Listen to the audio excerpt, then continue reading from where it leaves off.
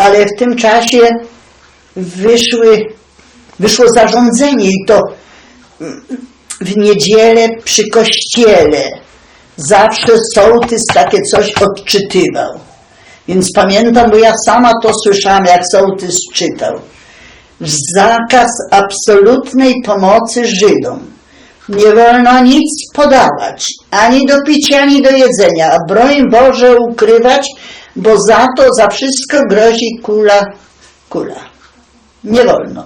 No i w końcu przyszli do nas. Jak przyszli, tak mama mówi, no to trzeba ludziom pomóc, no Jezu, zawszeni są, trzeba ich ratować, przecież to straszne jest, żeby być tak, i kaszleli, takie byli zaziębieni, takie mieli podpuchnięte oczy i tego, mówi, trzeba ludziom dać kolację, no i jakoś rodzice, pamiętam, że u nas był tylko jeden pokój mały i kuchnia, także że ojciec przyniósł siennik, był taki siennik zapasowy ze strychu przyniósł, była pościel, było więcej pościeli, bo przed wojną rodzicom się tam jakoś powodziło nie najgorzej i tę pościel przyniósł i chyba mama dała im swoje rzeczy do ubrania, a to wzięła i prała jeszcze wtedy wieczór, to wszystko prała, później prasowała gorącym żelazkiem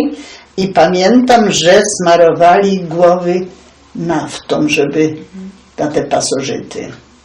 Także później ona mówi, jak mi teraz jest dobrze, że już mamy czysto we włosach, że jakie to jak coś tam łazi, swędzi, to straszne musiało być.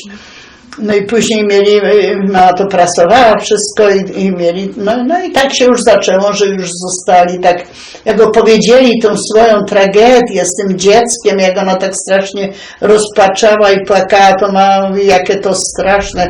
Tak się zaprzyjaźnili, że od razu tak jakoś na wesoło to postanowili, musimy wam pomóc, my wam pomożemy, my was ukryjemy. Pamiętam, czy to było na drugi dzień, czy na trzeci, rodzice przyrzekli, musimy wam pomóc, jakoś pomożemy.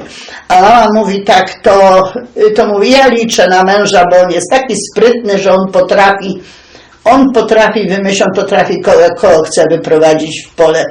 No i zrobił tą przebudową, to zrobił, tę skrytkę i obmyślił tak, że Niemcy nie potrafili. Ale to było prawie, graniczyło to z cudem, bo żeby 2 rewizje i tylko Odeskę.